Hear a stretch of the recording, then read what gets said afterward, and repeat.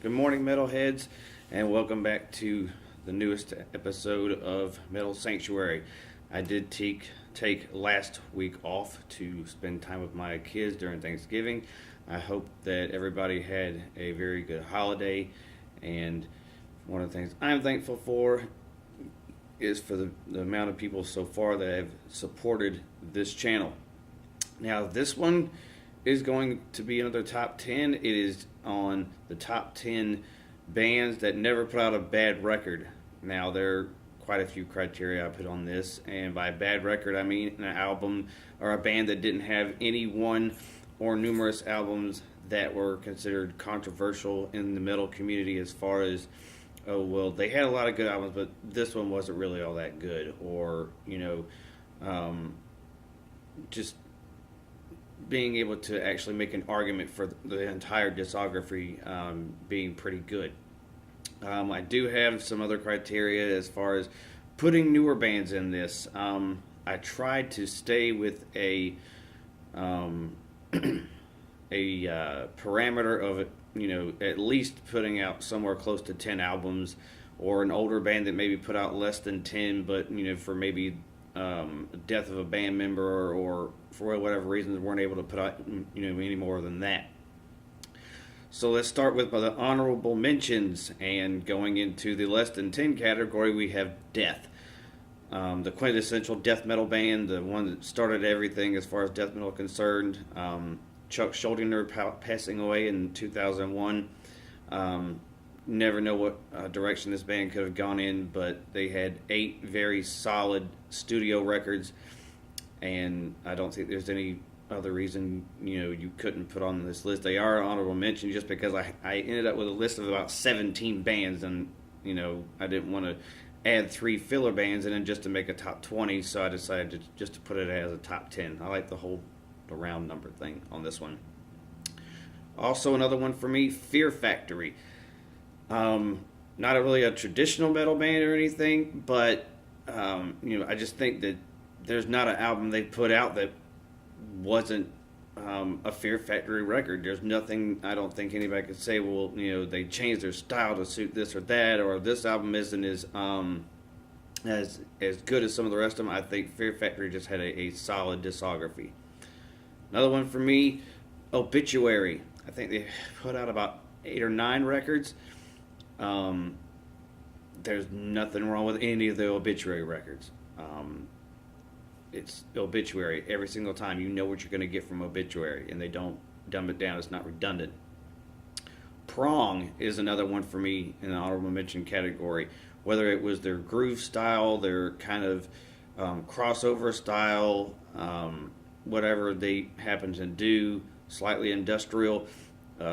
All of Prong's albums, in my opinion, are good enough to have been in the top 10. I just happen to have a lot of other great bands that were in this. And the other one for me in the honorable mentions, Symphony X. Just powerful, kind of progressive / power metal band from Florida. And there's just nothing in their discography where I would go, that's a throwaway album left from that band. So let's go ahead and crack the top 10. At number 10, Motorhead. The only reason I don't have them any higher than this is just because, to me, their legacy is cemented in their first few records, being a huge influence, especially on the thrash scene and all that. They didn't come out with anything too different or creative necessarily as far as stretching the boundaries of what they do. They were Motorhead. You knew what you were going to get with every Motorhead album.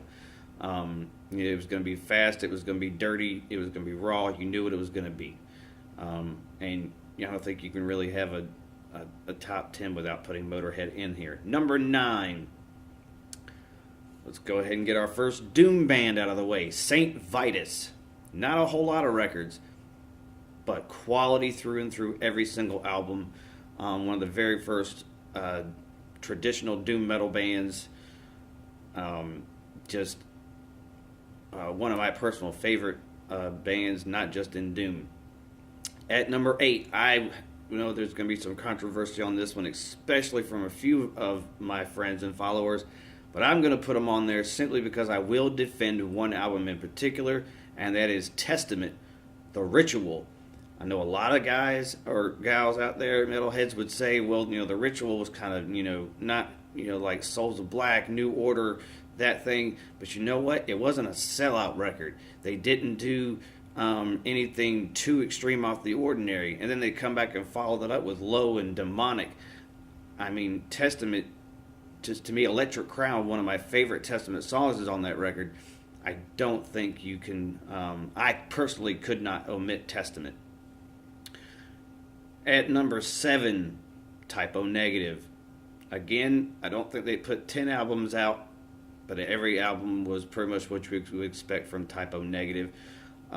Did a little bit of experimenting here and there early on, still kind of had a lot of the crossover thrash from Peter Steele's previous band, Carnivore, but Type O Negative, there's not a one bad album from this band. At 6, Nevermore, one of the progressive / power metal bands out of Seattle. The combination of Warrell Dane and Jeff Loomis, just top notch. There really isn't a whole lot more you can really say to defend this band, because you don't need to. It's Nevermore. You knew what you were getting on every single record. You knew that when the next album came out, it was going to be better than the album before. At number 5, King Diamond. I believe he's got right around 10 albums. He should be coming out with another one soon. The Master Storyteller of Metal. I mean, there's nothing more you really need to say about that. It's just King Diamond. You're always going to get some kind of epic story in the album, and I think that's what really separates what he did in his solo career from what he did with Merciful Fate. I really prefer the Merciful Fate stuff, but just with King Diamond, you're just going to have epic stories about witches and evil puppet masters and things of that nature. At number 4, Candlemass, my favorite doom metal band. Didn't matter which singer they had in the fold. They were a band that was able to adapt to which singers they had. Just a great band, great discography. Probably could have had them a little higher, but with my top 3 coming, I think you might understand why. Number 3, Dio. His solo career, just phenomenal. Every single album. And I also will have to take a stand on Dio, probably with the same person I would have had to take a stand on with Testament, and that is his album Lock Up the Wolves, which is, not necessarily his best record, but it's a very good, solid album.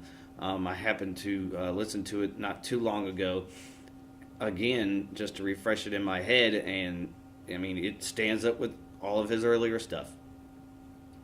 Number 2, Crowbar. Kirk and Company, you know what you're getting with Crowbar, and every album seems to top the album that came before it. Not a bad album in the bunch from Crowbar. Number 1, and I know one certain fan who's really going to love this, go ahead and call you out on this, Metal Ron, Overkill. Whether it was thrash in the early days, whether they had the groove records of, let's say, Bloodletting or Necroshine, which is my favorite Overkill album, they keep coming out with, they top themselves again and again. I have not personally had the chance to listen to White Devil Armory all the way through, but I'll be looking forward to at some point being able to get the chance to listen to that and their new record that I completely am forgetting the name of right offhand. I'll be looking forward to listening to that as well. So those are my top 10 with a few honorable mentions of what I consider to be flawless discographies, or just, if you want to put it in better terms, never made a bad record. So anyway, as always, comment, subscribe, like, tell your friends, stay metal, and God bless.